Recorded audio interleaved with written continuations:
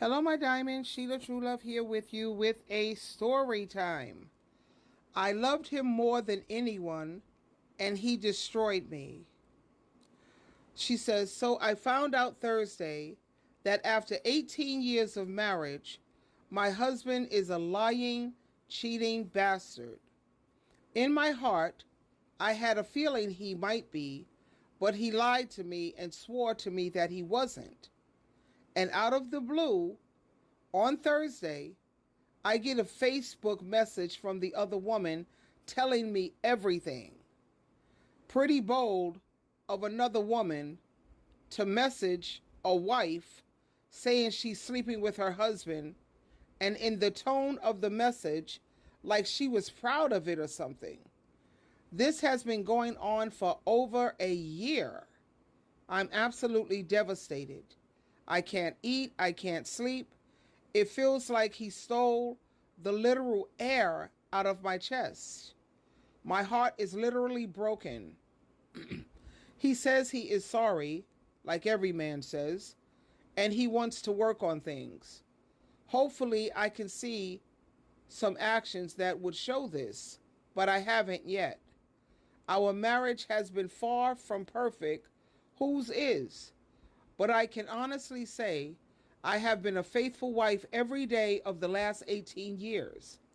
I love him more than I've ever loved anyone before. And he's destroyed me, and he's destroyed me and the trust. I want to work on things, but I don't even know how. I don't think it's possible. The thought of starting over alone scares the shit out of me. I don't know what I should do. Do you have any advice?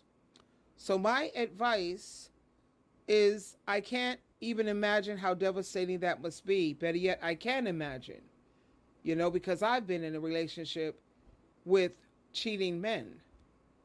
So many women have been through exactly what you're experiencing now. I know that you're feeling hurt, you're feeling angry, you're feeling betrayed, and you're feeling scared. The thought of starting alone, it scares so many women. But here's the thing. You don't have to do it alone. There are resources out there to help you get through this difficult time. First and foremost, I like to encourage you to seek counseling or a therapist because, as you know, I'm just a coach. And talking to a professional can help you work through your feelings and develop a plan for moving forward. It's also important for you to take care of yourself physically, like eating well and getting enough sleep and exercising regularly, because this can all help boost your mood and your energy levels. When it comes to dealing with your husband, I advise you to take some time to think about what you want and what you need moving forward. Do you want to try to work things out with him? Or is it time for you to move on? Whatever you decide, make sure that you're doing what's best for you and not just trying to please other people. There are so many people who have been through similar situations and they come out stronger on the other side because they chose to leave. It may seem impossible right now, but with time and support, you will get through this. Don't be afraid to reach out to other people for help and support. Life throws all of us a curveball, and we end up in situations we never thought we'd end up in. And a lot of women were afraid to start over, scared to leave their comfort zone and face the unknown. But guess what? They did it anyway. And now they're happier than ever before because they have more peace in their lives. And they are living on their own terms. It's not easy, but it's worth it. When you think that you can't move forward, just remember that you can. You are strong enough to make the changes you need to make. So many women have found that out on the other side of the fear that they had in their life, and now their lives are filled with nothing but joy and fulfillment. So don't be afraid to take that first step. Reach out for help if you need it. And also, it's so important for you to surround yourself with people who believe in you and let, girlfriend, you got this. You got this. So many women have made the decision to put themselves first. So, going forward, if you need to talk with me further, you have access to my email along with my phone number. And that's how I ended it with her. A lot of women are putting up with so much crap in these relationships, trying to hang on to these relationships that should have been put to an end a long time ago. And what I think about is, what is the opposite of peace and relaxation?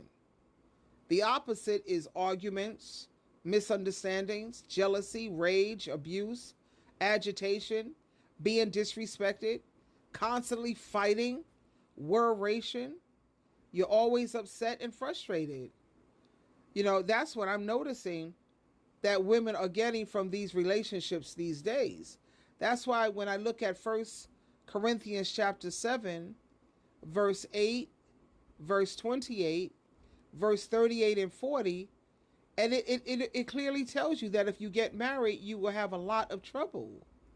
Now, you notice that it says a lot of trouble.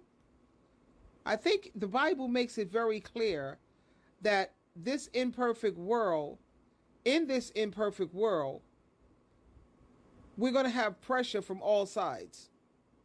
And to me, I don't think it's wise for people to take on additional stress in an already very stressful world. And the Bible, I think, wants to spare us from this.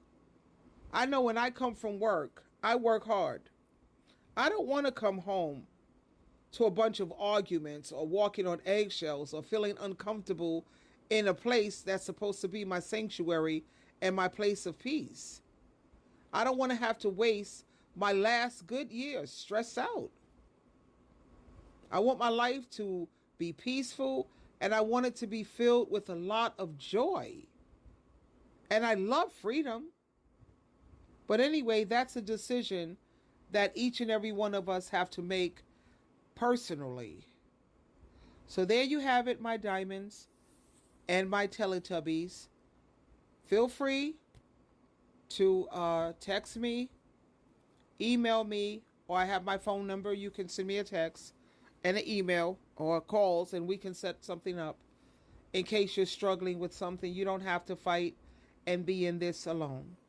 Twinkle, twinkle, twinkle.